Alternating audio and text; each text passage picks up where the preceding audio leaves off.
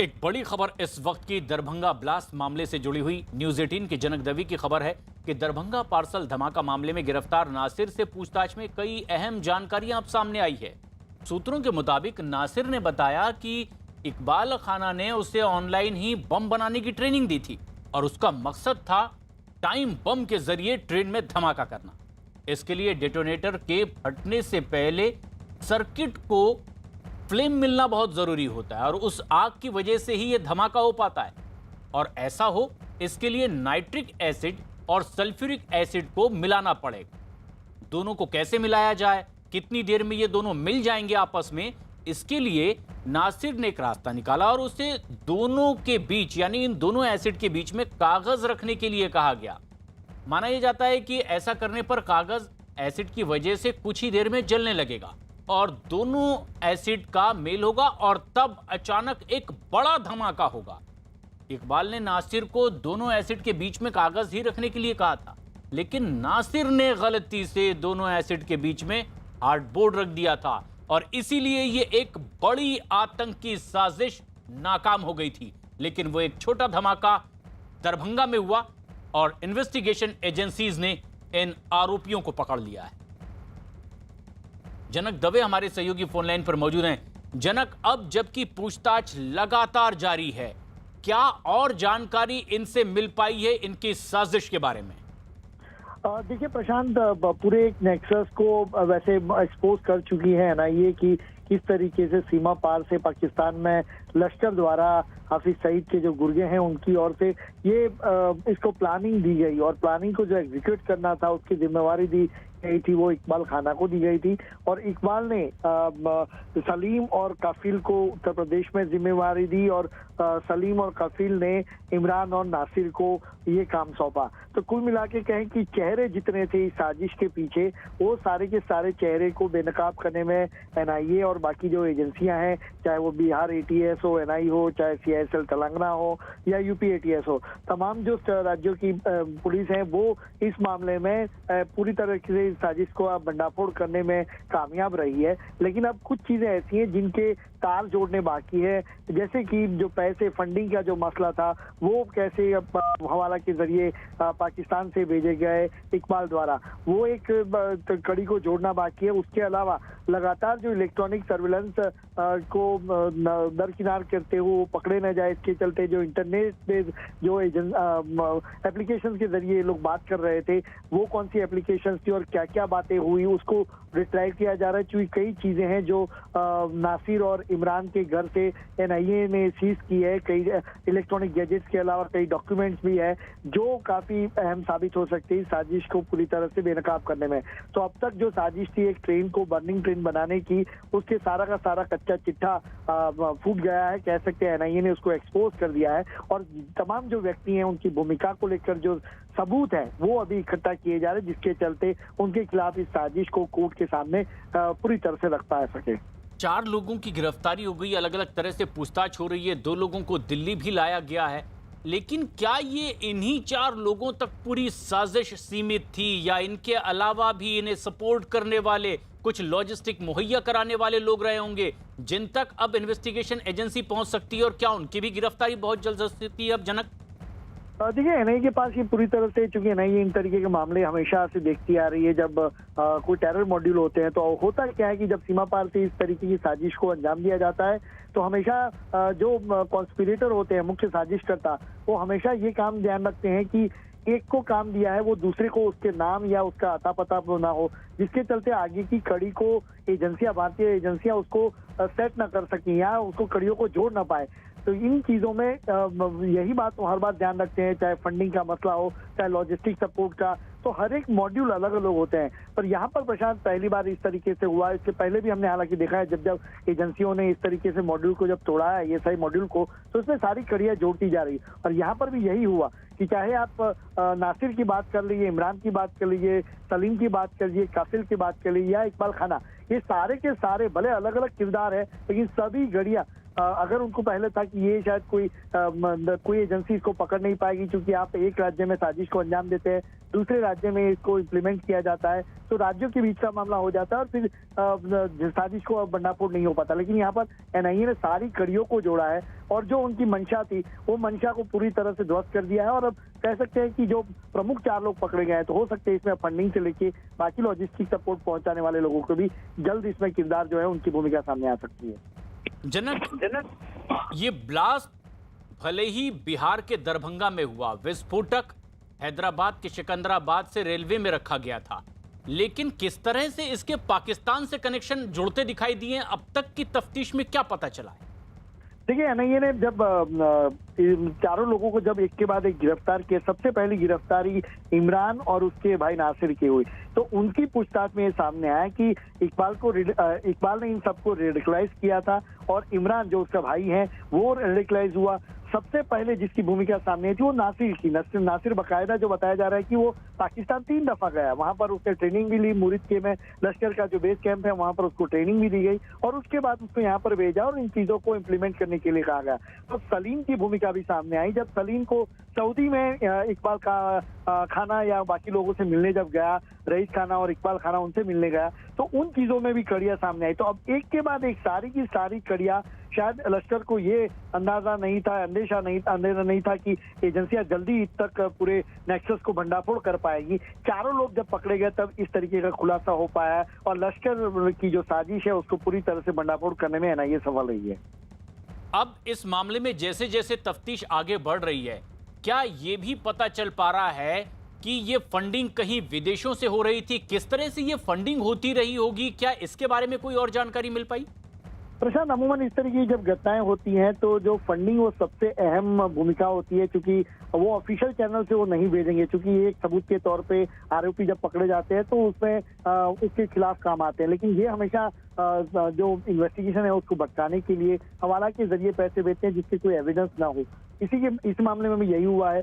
जानकारी एनआईए को मिली है कि पैसे सीमा पार से यहाँ पर हवाला के जरिए सलीम को भेजे गए थे और सलीम ने नासिर और इमरान को भेजे थे। तो इस कड़ी को भी फिलहाल अभी एनआईए इस मामले की तफ्तीश कर रही है और जो फंडिंग का जो एस्पेक्ट है उसको फिलहाल कड़ियों को एक साथ जोड़ा जा रहा है। जी, मामला ये बिहार के दरभंगा का था, जहां रेलवे स्टेशन में पार्सल में ब्लास्ट हो गया। चंद्रमोहन कुमार हमारे सहयोगी पटना से ही हमसे सीधे जुड़ रहे हैं इस वक्त इस बेहद अहम खबर पर ज्यादा जानकारी के साथ, और साथ ही साथ संदीप बोल हमारे सहयोगी दिल्ली में मौजूद हैं। चंद्रमोहन, लेकिन अब की पूछताछ जितनी आगे बढ़ी है, क्या और नई जानकारी मिल पाई है?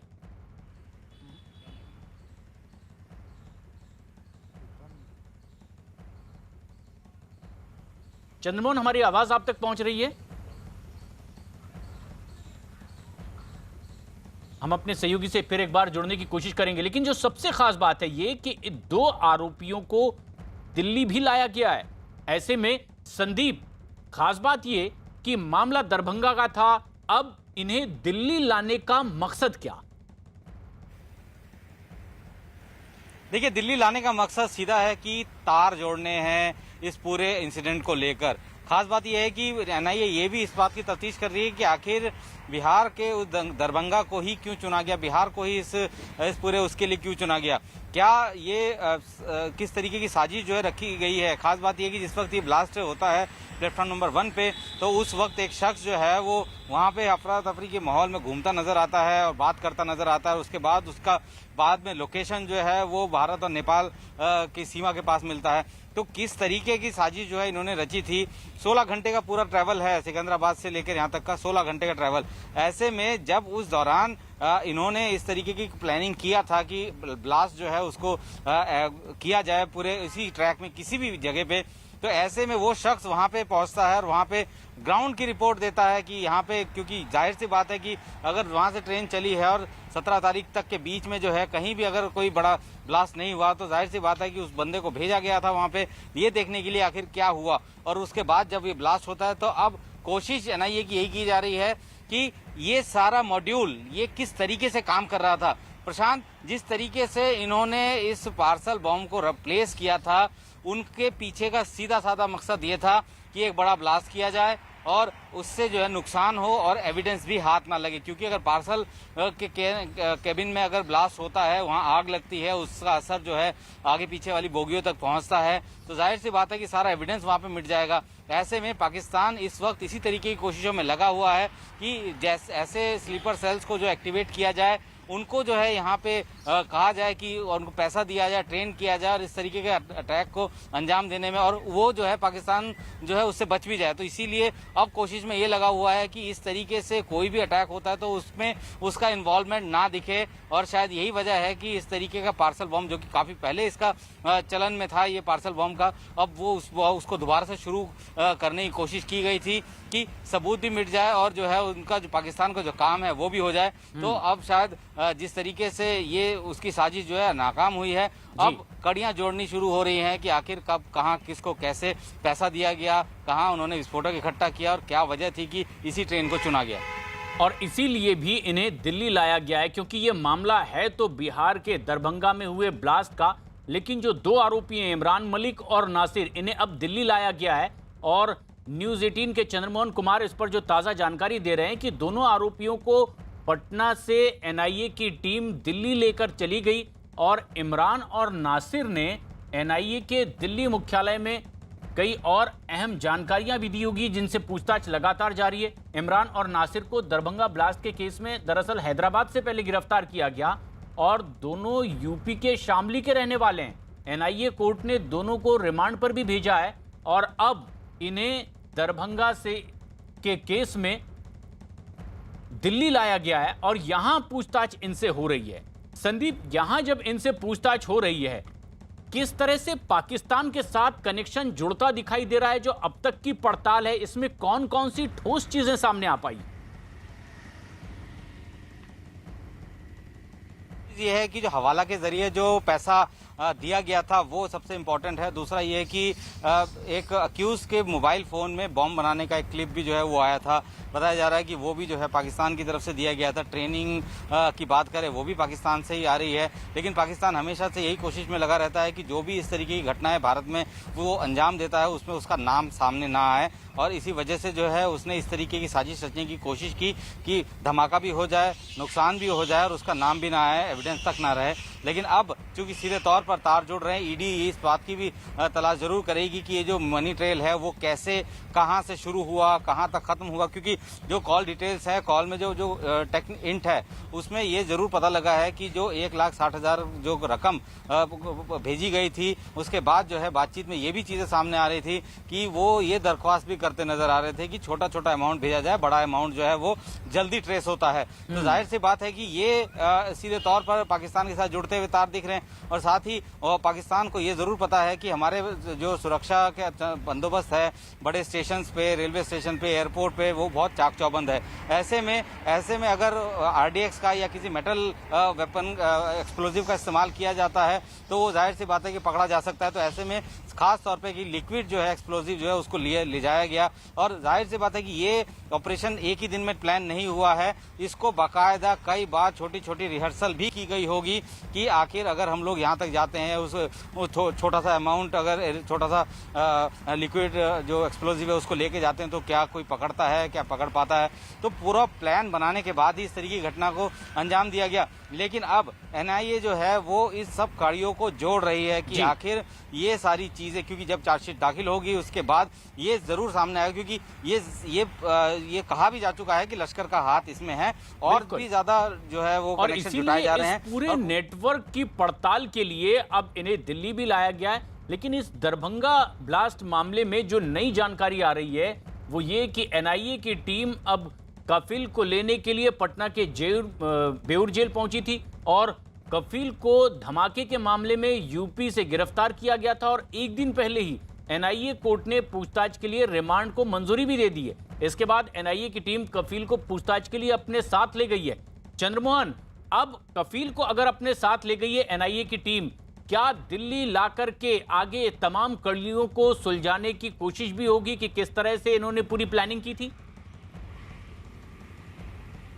बिल्कुल, देखिए आज सुबह में एनआईए की टीम और एटीएस की टीम बेउर जेल में पहुंची थी, जहां पर कल शाम में न्यायिक हिरासत में जब भेजा गया था कपिल, उसके बाद उसको आज सुबह से रिमांड पर लिया गया है और माना जा रहा है कि कई अहम खुलासे हो सकते हैं। हालांकि सुबह से ही उनसे पूछताछ चल रही है और वहीं सलीम जो है उसको भी जल्द ही एनआईए रिमांड पर लेगी और आगे पूछताछ करेगी। सलीम ही इस पूरे मामले का मास्टरमाइंड है, जो लगातार इकबाल खाना के संपर्क में था और पूरी साजिश रची गई थी। और जो पैसा आया था पाकिस्तान से, वो इसी सलीम के पास 1,60,000 रुपये ट्रांसफ़र किए गए थे। तो ऐसे में जो एनआईए की टीम है वो ये खंगालने की कोशिश कर रही है कि आखिर कौन ऐसा गैंग है जो हवाला के जरिए इस तरह से पाकिस्तान का पैसा फिर यहाँ तक पहुँचाने की कोशिश की सलीम तक, और फिर इसके बाद इस यहाँ से हैदराबाद पैसे को भेजा गया। और क्या सिर्फ 1,60,000 रुपये था या फिर उससे ज़्यादा, या फिर उसके बाद भी कई बार पैसे की ट्रांसफ़र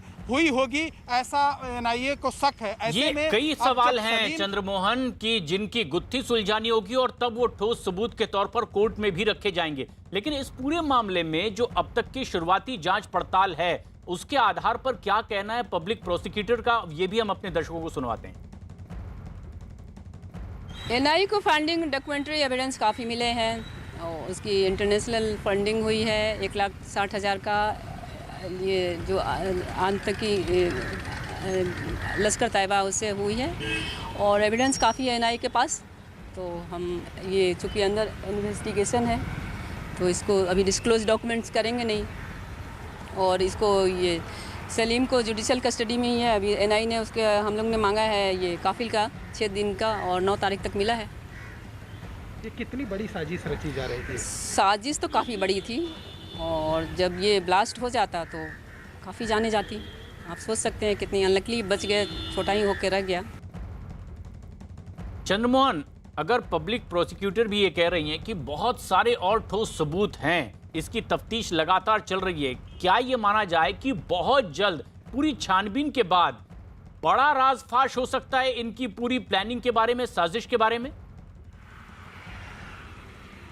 बिल्कुल, जो अब तक इन 4 लोगों से पूछताछ हुई है गिरफ्तारी के बाद, उसमें कई राज हैं जो एनआईए को मिल चुका है और कई ऐसे राज हैं जिसमें कड़ियों से कड़ी जोड़ना अभी बाकी है। और उसमें अहम किरदार जो है वो सलीम है, जिससे पूछताछ जब होगी उसके बाद यह खुलासा हो पाएगा कि आखिर और कितने लोग इस पूरे साजिश में इन्वॉल्व थे, और उसके बाद ये भी पता चलेगा कि कब से ये साजिश रची जा रही थी और साथ ही आगे इन लोगों का क्या प्लान था, ये भी पर्दाफाश हो पाएगा। लेकिन एनआईए के पास एक और जो है अहम किरदार, जो स्टेशन पर जब धमाका हुआ था उस वक्त एक शख्स देखा गया था जो काफ़ी अफरा तफरी में कभी बाहर निकलता था, कभी स्टेशन पर पहुंचता था और कभी जहां ब्लास्ट हुआ था वहां पर पहुंचकर उसको देखता था और फ़ोन पर लगातार वो किसी से बात कर रहा था। तो ऐसे में एनआईए को ये शक है कि वो शख्स लगातार सलीम के संपर्क में था और साथ ही हो सकता है कि किसी और के संपर्क में हो, जो एक जो वहाँ पर धमाका हुआ था, 1-1 मिनट की खबर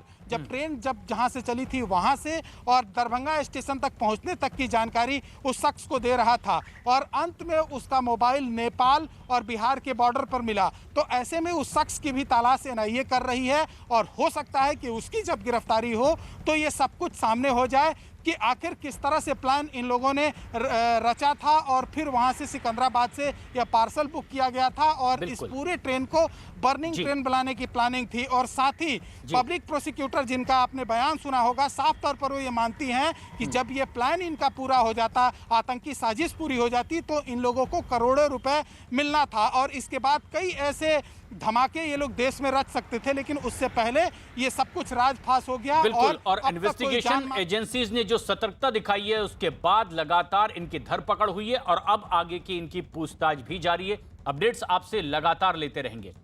लेकिन इस बीच एक और बेहद अहम और बड़ी खबर आ रही है जम्मू से, जहां एक बार फिर से ड्रोन देखा गया है।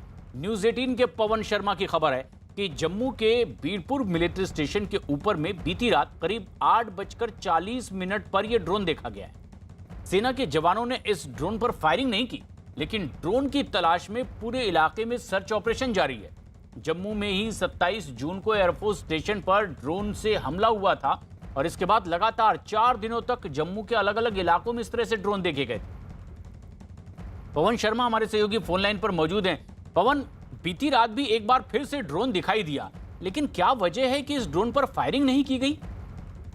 प्रशांत, रात 8:40 पर ये जम्मू का बीरपुर इलाका है।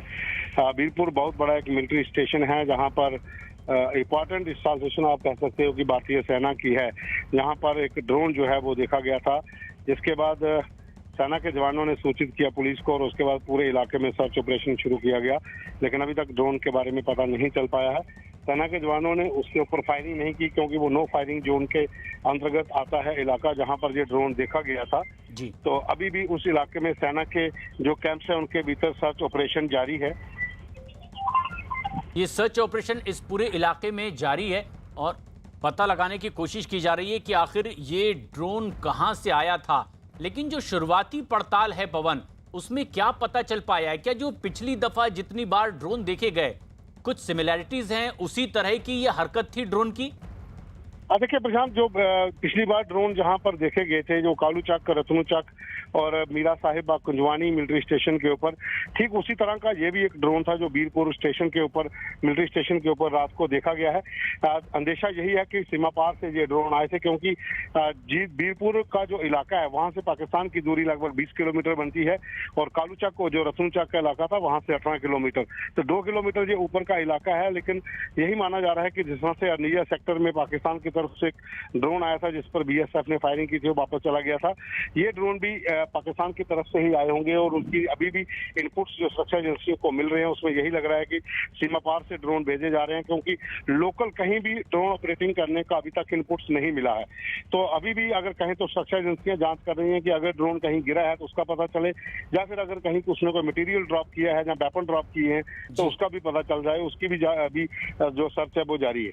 सर्च ऑपरेशन जारी है और अपडेट्स आपसे भी हम लेते रहेंगे। लेकिन इस बीच कांग्रेस नेता दिग्विजय सिंह ने ड्रोन हमले की साजिश को बेहद गंभीर बताया है। साथ ही साथ दिग्विजय सिंह ने देश की सुरक्षा के मामलों में और ज्यादा सावधानी बरतने की भी सलाह दी है। सर, ड्रोन से हमला हो रहा है देश में, क्या देश खतरे में है? देश की सुरक्षा के मामले में हमेशा सचेत रहना चाहिए। ऐसे में जबकि ड्रोन जम्मू के कुछ इलाकों में लगातार देखे जा रहे हैं और इसी तरह से एक एयरबेस पर हमले की भी कोशिश हुई थी, लेकिन अब जबकि उसके बावजूद कई बार ड्रोन देखे गए हैं, अब इस मामले को बेहद गंभीर माना जा रहा है। इस बीच एक और अहम खबर आ रही है जम्मू से ही, जहां पर 2 दिन पहले हथियारों के साथ 2 आतंकी देखे गए। न्यूज 18 के नीतीश कुमार की खबर है कि दोनों आतंकियों को वहां आसपास के इलाके में देखा गया और अब इनकी तस्वीरें भी सामने आ चुकी है। इस बीच सुरक्षा बल की आतंकियों की तलाश में अब यहां जुटे हुए हैं। सर्च ऑपरेशन चलाया जा रहा है। उन लोगों से पूछताछ की जा रही है जिन लोगों ने इन आतंकियों को देखा था। ये संदिग्ध आतंकी अत्याधुनिक हथियार के साथ देखे गए थे। पहले तो लोगों से पूछताछ कर इनका स्केच बनाया गया, लेकिन अब जबकि इनकी तस्वीरें सामने आई है, स्केच से ये मिलती जुलती शक्ल के 2 संदिग्ध आतंकी दिखाई दिए। नीतीश हमारे सहयोगी फोन लाइन पर मौजूद हैं। नीतीश, क्या शुरुआती पड़ताल में पता चला है कि आखिर क्या ये सीमा पार से आए संदिग्ध आतंकी थे? देखिए प्रशांत, ये जो आतंकियों का जो चेहरा है, इनका रंग रूप जो है वो देख के ऐसा लगता नहीं कि ये लोकल आतंकी होंगे, लेकिन ये एक असेसमेंट है जो सुरक्षा एजेंसियों का है, प्रिलिमिनरी असेसमेंट है। तस्वीर के आधार पर अभी ये पता करने की कोशिश की जा रही है कि क्या ये सीमा पार से, सरहद पार से इंटरनेशनल बॉर्डर को क्रॉस करके जम्मू में घुसे हैं, या फिर ये लोकल आतंकी हैं या फिर वो आतंकी हैं जो कि पहले से ही यहाँ पर कुछ महीने पहले से यहाँ पर हैं और हाइबरनेशन में थे, उसके बाद फिर अभी एक्टिव हुए हैं जम्मू ड्रोन हमले के बाद। तो अभी सुरक्षा एजेंसियों का सर्च ऑपरेशन अलग अलग इलाकों में जारी है और जो तस्वीरें सामने आई हैं, जो पहले स्केच बनाया गया था, इन दोनों को मिला के असेसमेंट किया जा रहा है और पता करने की कोशिश की जा रही है जिन लोगों ने देखा था इन्हें पहले कि कहां से, किस रूट से वो आए थे, क्या आपको पता चला। तो ये अभी तमाम जानकारियां ही जुटाने की कोशिश की जा रही है। पॉसिबल जो इनके मूवमेंट जिन इलाकों में हो सकते हैं बॉर्डरिंग एरियाज में, वहां पर भी सर्च ऑपरेशन चलाया जा रहा है। लेकिन अभी और अगर इनको कुछ पता चला भी है सुरक्षा एजेंसियों को, तो वो टाइट लिप्ड है। इनके वेयरअबाउट्स के बारे में, इनकी आइडेंटिटी के बारे में अभी कुछ शेयर नहीं किया गया है। तो अभी फिलहाल ये तस्वीरें सामने आई है, उसके बाद कड़ियां जोड़कर और इनके बैकग्राउंड और उसको तमाम चीजों को खंगालने की कोशिश की जा रही है। तो लगातार इनकी भी तलाश जारी है और अपडेट्स आपसे लेते रहेंगे। क्या पता चला है इन संदिग्ध 2 आतंकियों के बारे में। एक बड़ी खबर इस वक्त आ रही है राजस्थान से। राजस्थान में ऑक्सीजन कॉन्सेंट्रेटर की खरीद पर विवाद गहराता जा रहा है। राजस्थान बीजेपी ने ऑक्सीजन कॉन्सेंट्रेटर की खरीद पर भ्रष्टाचार का आरोप लगाते हुए अब इस पूरे मामले में निष्पक्ष जांच की भी मांग की। दरअसल कोरोना की दूसरी लहर के दौरान राजस्थान में सांसद और विधायक कोटे से ऑक्सीजन कॉन्सेंट्रेटर खरीदे गए, लेकिन अब बीजेपी ने इसकी खरीद और कीमतों पर सवाल खड़े किए हैं। बीजेपी के कई विधायकों का आरोप है कि गहलोत सरकार ने कॉन्सेंट्रेटर सीधे कंपनियों से खरीदने की बजाय ऐसे लोगों से खरीदे जिनका मेडिकल व्यवसाय से कोई लेना देना ही नहीं था। इसके अलावा चीन की कंपनियों के बने कॉन्सेंट्रेटर की गुणवत्ता पर भी सवाल खड़े किए गए। आरोप यह है कि जब कोरोना की दूसरी लहर खत्म हो रही थी तब यह ऑक्सीजन कॉन्सेंट्रेटर अस्पतालों तक पहुंचने की प्रक्रिया शुरू हुई है।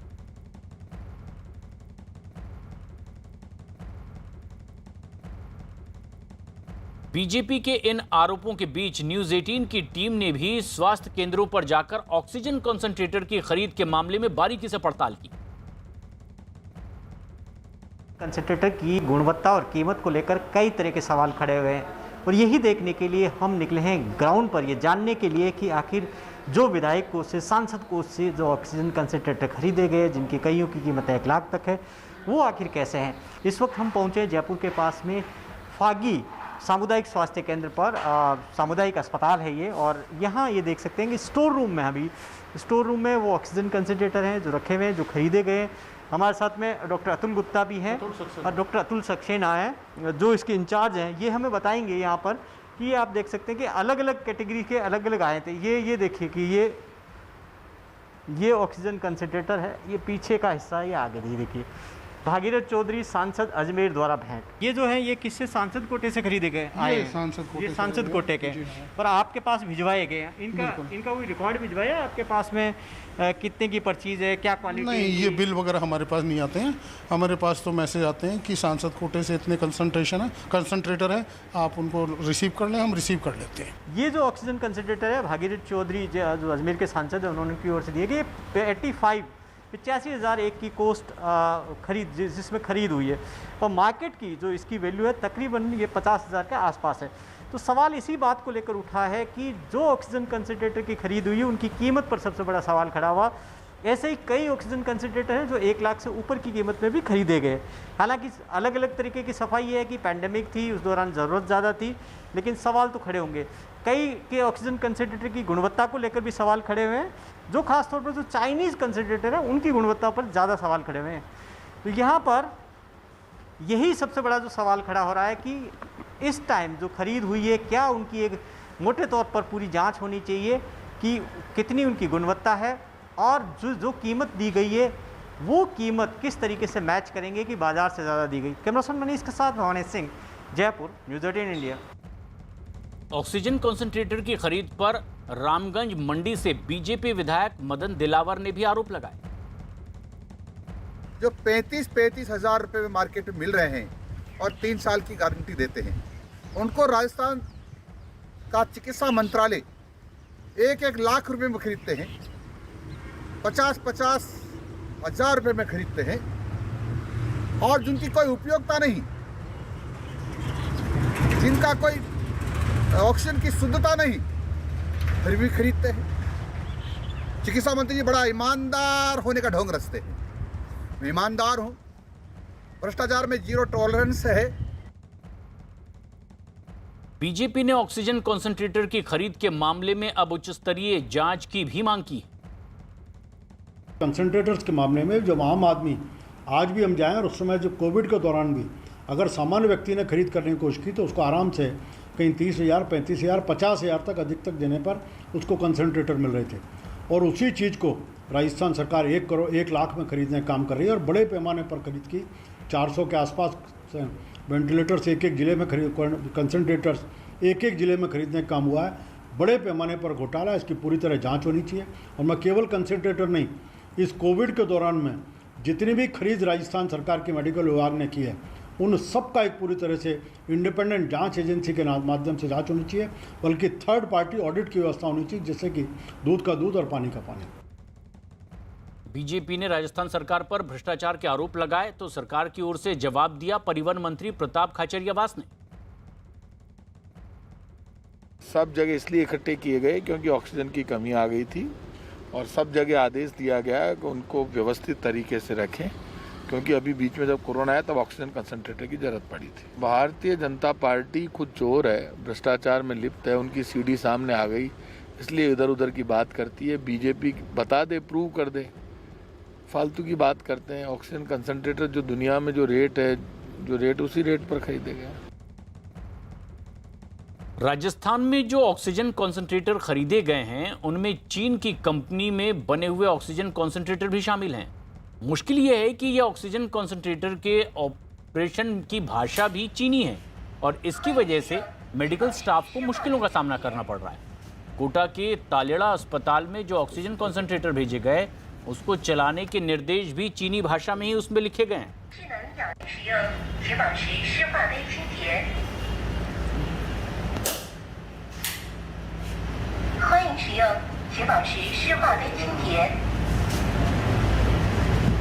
इसको सीधा करो, उसको भी।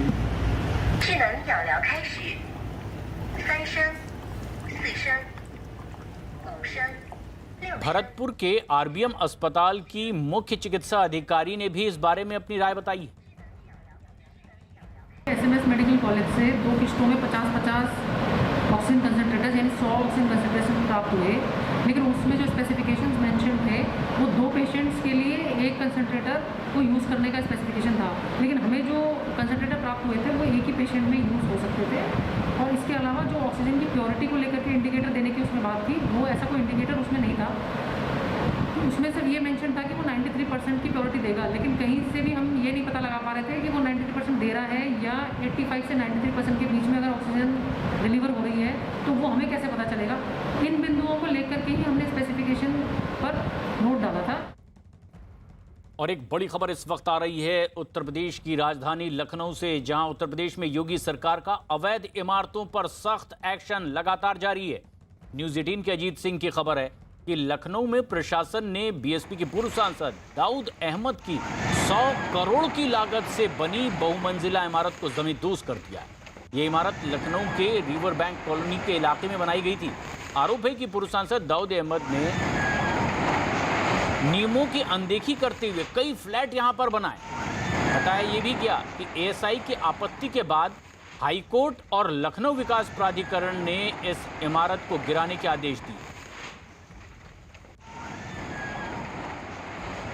इलीगल बिल्डिंग है और एएसआई एक्ट के अंतर्गत, रूल्स के अंतर्गत ये नियमानुसार कार्रवाई सुनिश्चित की जा रही है यहाँ पे बिल्डिंग के ध्वस्तीकरण की। और ये तस्वीर है लखनऊ की उस इमारत के जमींदोज किए जाने की जिसकी एएसआई ने भी शिकायत की थी कि अवैध रूप से इसका निर्माण किया गया है। बीएसपी के पूर्व सांसद दाऊद अहमद की 100 करोड़ से भी ज्यादा की लागत से ये इमारत बनी थी। आखिरकार हाईकोर्ट ने इसे पर कार्रवाई का आदेश दिया और तब इस पर बुलडोजर चलाया गया। अजीत सिंह हमारे सहयोगी फोन लाइन पर मौजूद हैं। अजीत, क्या बताया गया इस इमारत के बारे में, क्यों अब तक ये खड़ी रही है और किस आदेश के बाद आखिर इस तरह की तोड़क कार्रवाई की गई है? हाँ देखिए, बिल्कुल प्रशांत, ये हाईकोर्ट में मसला चला गया था। इस पर आदेश हाईकोर्ट ने किया था कि कैसे ये हो गई इमारत खड़ी हुई और इतने पॉर्च इलाके में, रिवर फ्रंट इलाके में ये इमारत थी। बहुमंजिला, लगभग 100 करोड़ से अधिक लागत की बिल्डिंग बनी थी और इसके बाद एलडीए के जो बीसी हैं अब से उनकी तरफ से नोटिस दी गई थी और हाईकोर्ट में जवाब भी दाखिल किया गया था कि एएसआई की जो बात है वो सही है और ये बिल्डिंग इनलीगल है। इसके बाद हाईकोर्ट ने आदेश किया और अब इस बिल्डिंग को जमींदोज कर दिया गया। आप तस्वीरों में भी देख सकते हैं कि किस तरह इतनी बड़ी इमारत को जमींदोज किया गया और अवैध तरीके से पूर्व सांसद दाऊद, जो बीएसपी का सांसद था, उसकी ये बिल्डिंग थी। तो ऐसी कई इमारतों को चिन्हित करके एलडीए ने, जो लखनऊ का जिला प्रशासन है, वो गिरा रहे हैं। इसके पहले भी आपने देखा कि मुख्तार की बिल्डिंगों को गिराया गया था। तो ये कार्रवाई लगातार जारी है और योगी सरकार का जो बुलडोजर है वो ऐसे लोगों पर जरूर चलता दिखाई दे रहा है जिन्होंने इनलीगल तरीके से और इनलीगल कमाई से इनलीगल बिल्डिंगें बना रखी हैं। और ये तस्वीरें भी हमारे दर्शक देख रहे हैं, जब बुलडोजर चला है 100 करोड़ की लागत से बनी ये इमारत जमींदोज हो गई है। लेकिन किस तरह का विवाद इसमें था अब तक की, और किस बात को लेकर शिकायत दर्ज की गई थी, जिसके बाद हाईकोर्ट ने भी ये ऑर्डर दिया कि इस पर कार्रवाई की जाए? देखिए बिल्कुल रिवर फ्रंट के किनारे था, यानी गोमती के किनारे का इलाका है जहां आप बगैर परमिशन के बिल्डिंग नहीं बना सकते हो, लेकिन अपनी सरकारों में लोग सत्ता का दुरुपयोग करते हैं और वही दाऊद ने, जो पूर्व सांसद है बसपा का, उन्होंने किया था और इनलीगल तरीके से इस बिल्डिंग को खड़ा कर दिया। उस वक्त नहीं रोका गया था, जिसकी वजह से एएसआई ने अपनी रिपोर्ट दी, एलडीए ने अपनी रिपोर्ट दी और इसे इनलीगल करार दिया गया। और हाईकोर्ट ने बकायदा कहा प्रशासन से और सरकार से कि इसको जमीन, इसको जो है डिमोलिजाइजेशन किया जाए, इसको गिराया जाए। उसके बाद अब लखनऊ एलडीए के जो अभिषेक प्रकाश हैं, जो वीसी हैं और डीएम भी लखनऊ है, उनकी तरफ से बड़ी कार्रवाई करते हुए आज उसे जमींदोज कर दिया गया। और बड़ी इमारत है, 100 करोड़ से अधिक की लागत की इमारत थी ये प्रशांत। तो एक मैसेज भी सरकार की तरफ से कि अगर आप काली कमाई से काला कारोबार बढ़ाते हैं और ऐसी इनलीगल बिल्डिंगें खड़ी करते हैं तो उसका हश्र यही होगा जो आज इस बिल्डिंग का हुआ है। प्रशांत, इमारत तो जमींदोज कर दी गई है, लेकिन जिसने ये इमारत बनवाई और जिसने इसमें संसाधनों के लिए अनुमति दी थी, उन पर भी क्या भविष्य में कोई कार्रवाई की आशंका? देखिए बिल्कुल, इसके पहले 2-3 जो इंजीनियर थे जिनकी देखरेख में जो उस इलाके के थे, उनके खिलाफ पहले ही सस्पेंशन की कार्रवाई की जा चुकी है और अभी भी सरकार इस बात की जांच करा रही है कि इसके पीछे कौन कौन से सरकारी तंत्र के लोग हैं। उसकी भी एक रिपोर्ट जो है लिए की जो बीसी है अभिषेक प्रकाश वो तैयार कर रहे हैं। और ये तस्वीरें हमारे दर्शक देख रहे हैं, लखनऊ की ये तस्वीर है जहां पर अवैध रूप से बनाई गई तकरीबन 100 करोड़ की लागत की इस इमारत को जमींदोज कर दिया गया है और योगी सरकार का बुलडोजर इस तरह की अवैध इमारतों पर लगातार जारी है। बीएसपी के ये पूर्व सांसद दाऊद अहमद की इमारत 100 करोड़ की लागत से बनी थी। हालांकि शिकायत एएसआई ने भी की थी और हाईकोर्ट के आदेश के बाद आखिरकार इसे जमींदोज किया गया है। अजीत, लेकिन ये पिछले कितने दिनों से इस तरह से इस पर कार्रवाई चलती रही थी और कब किस तरह से इन्होंने इस इमारत का निर्माण कर लिया था? क्या इसके बारे में जानकारी मिली कि किनकी शय पर यह सब हो पाया? देखिए बिल्कुल, उस वक्त जब ये बिल्डिंग बनी, काफी पुरानी बिल्डिंग, मतलब पिछले कई 4 से 6 साल की पुरानी बिल्डिंग है और उस वक्त जब दूसरी सरकार थी तो ये बिल्डिंग बनती रही और सत्ता के दबाव में कहिए या फिर रसूख के चलते ये बिल्डिंग उतनी खड़ी हो गई। उनको दाऊद को ये लगता था कि इस बिल्डिंग को वो लीगल वे में इसको पास करा लेंगे, लेकिन वो हो नहीं सका क्योंकि ना ही एलडीए ने परमिशन दी, ना ही जो है प्रशासन ने परमिशन दी और एएसआई ने अलग से उसकी रिपोर्ट बना के भेज दी कि बिल्डिंग इनलीगल है। लिहाजा पिछले 10 सालों में जो कुछ हुआ, जो लोग शामिल थे, सबकी भूमिका की जांच अब की जा रही है और बाकायदा सरकार की तरफ से आदेश भी दिया गया। प्रशांत, अवैध इमारत पर कार्रवाई की गई है और योगी सरकार का बुलडोजर अवैध इमारत पर चला है, लेकिन जो आरोपी पक्ष थे जिन पर यह कार्रवाई का आदेश दिया गया, जिन्हें दोषी पाया हाईकोर्ट ने भी, उनका कोई पक्ष सामने आया है इस तरह की कार्रवाई पर? अब वो कैसे देखते हैं इस तरह की कार्रवाई?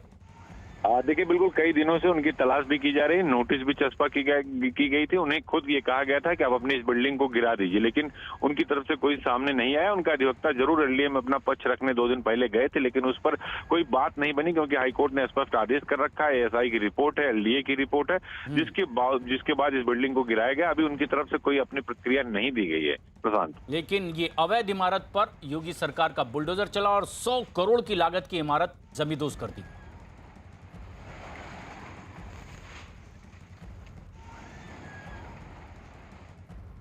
न्यूज 18 से खास बातचीत में आरजेडी नेता तेजस्वी यादव ने नीतीश सरकार पर जमकर हमला बोला है। उन्होंने साफ कहा कि नीतीश सरकार का जाना तय है। साथ ही साथ एलजीपी में टूट के लिए भी उन्होंने नीतीश को ही जिम्मेदार ठहराया।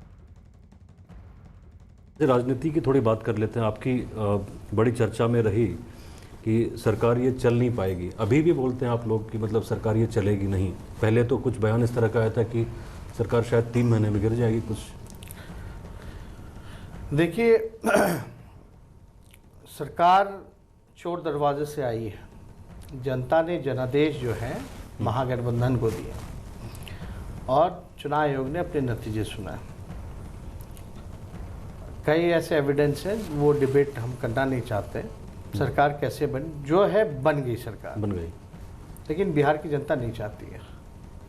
बिहार की जनता चाहती है कि सरकार आए, गरीबों की सुनने वाली सरकार है, जहां कार्रवाई, सुनवाई, कमाई, दवाई, पढ़ाई, इस पे ध्यान दे। वो सरकार चाहती है जनता। और ये सरकार केवल अपने कमाई के बारे में, अपने बारे में, जो शेष जीवन जो बचा है वो अच्छे से गुजर जाए, भले बिहार बर्बाद हो जाए, उसके बारे में इनको चिंता है। अब आप देखिएगा, जदयू के विधायक बोलते हैं कि हमको एसपी से जान का खतरा है। बीजेपी विधायक कहते हैं कि बीजेपी के मंत्री जो हैं बिना पैसा लिए ट्रांसफर पोस्टिंग नहीं करते हैं। मंत्री ने क्या क्या आरोप लगा दिया सीएम उनके अधिकारियों पर, अब ये किसी से छुपा नहीं है। नहीं, ये तो पब्लिक डोमेन की चीज़ है, ये अब किसी से छुपा नहीं है। तो ये तो गिरी हुई सरकार है, निकम्मी सरकार है, और गिरी हुई सरकार का गिरना तय है। अब आपका सवाल होगा कैसे होगा, नंबर्स कैसे होगा, नहीं होगा, तो थोड़ा धैर्य रखने की जरूरत है। पहले कभी भी किसी के सरकार में आप सुनते थे कि बीजेपी का ही विधायक अपने ही मंत्री को गाली दे रहा है, या जदयू का ही विधायक अपने ही प्रशासन को जो है हत्या का अधिकारी पर इल्ज़ाम लगा रहा है। आप कभी देखे हैं क्या मंत्री जो है इस्तीफा दे देता है बिना सीएम से बात किए हुए? अब मुख्यमंत्री के अधिकारियों पर जो निजी उनके प्रधान सचिव हैं उन पर आरोप लगाता है चंचल कुमार जी पर, और ये भी बोलता है कि संपत्तियों की भी जांच होनी चाहिए। कौन करवा रही है? कोई करवा नहीं रहा। अब देखिए, अब कभी हुआ तो नहीं था ऐसा, आज तक किसी भी गवर्नमेंट में ऐसा तो हादसा नहीं हुआ। और यही नीतीश कुमार जी अंतरात्मा वाले आदमी हैं, नैतिकता वाले आदमी हैं। तो आपका क्या इशारा है? इनका अंतरात्मा नैतिकता तो जागना चाहिए ना। देखिए, अब हम तो नहीं कहेंगे, तालमेल तो है नहीं इन लोगों में आपस में वर्चस्व की लड़ाई है। अब ज़्यादा कुछ नहीं कहेंगे हम इस पे, लेकिन जो हमने कहा है वो होगा। पिछले दिनों चिराग की काफ़ी चर्चा हुई, जिस तरह से एलजेपी में टूट हुई, दो अलग अलग गुट बन गया, और अभी एक जो विरासत है रामविलास पासवान जी, स्वर्गीय रामविलास पासवान जी बड़े नेता रहे, उनके विरासत को लेके बड़ी लड़ाई चल रही है। आप भी मना रहे हैं, चिराग भी मना रहे हैं, पारस जी भी मना रहे हैं। देखिए, आदरणीय रामविलास पासवान जी, स्वर्गीय रामविलास पासवान जी से हमारे पिता का रिश्ता शुरू से ही जो है काफ़ी अच्छा रहा। हालांकि पॉलिटिकली क्या होता है नहीं होता उस पर हम नहीं जाना चाहते, लेकिन ये जो भी इंसिडेंट अभी हाल फिलहाल के दिनों में जो देखा गया, जो घर में आग लगाने की कोशिश की गई, इसमें बिहार की जनता सब जानती कब कैसे कौन क्या किया। ये नीतीश कुमार जी का ही किया गया, और 2005 में भी नीतीश कुमार जी ने कोशिश की थी लोजपा को तोड़ने की। ये किसी से छुपा नहीं। अब बिहार में कहीं भी चाय की दुकान में भी बैठ के किसी से भी पूछ दीजिएगा कि कौन करवाया, तो सीधे बोलेगा नीतीश कुमार जी ने करवाया। खैर जो भी है, हालांकि उनको ध्यान बिहार के लोगों पे देना चाहिए, लेकिन वो अपना शेष जीवन अच्छे से निकल जाए तो तिगरमबाजी में लगे रहते हैं। तभी ना चौथी नंबर की पार्टी जनता ने बनाया, तीसरी नंबर की पार्टी जो है चुनाव आयोग ने बनाया, और मुख्यमंत्री बने हुए। हालांकि अंतरात्मा है उनका, भले ही बंगाल की खाड़ी में डूब पड़ी हो। तो हम इतना ज़रूर कहेंगे कि चिराग पासवान जी के साथ या लोजपा में जो भी हुआ वो गलत हुआ। चिराग पासवान जी अध्यक्ष थे, रामविलास जी के रहते हुए में वो बन गए थे, तो साफ तौर पे पार्टी किसकी है इसमें किसी को कोई संदेह नहीं होना चाहिए। आपकी पार्टी की तरफ हमारा से चिराग पासवान जी को विषय कि लीगल बैटल जो भी होगा पार्टी का उसमें निकल के आए, लेकिन उनको अब रास्ता तय करना पड़ेगा, whether he will go with bunch of thoughts और whether he will go with constitution. यही सवाल मैं पूछ रहा था आपसे। वो बंच ऑफ थॉट्स के साथ जाएंगे या संविधान के साथ जाएंगे, ये तय उनको करना है। न्यूज़ 18 की वेबसाइट ने आज तक .com को पछाड़ा।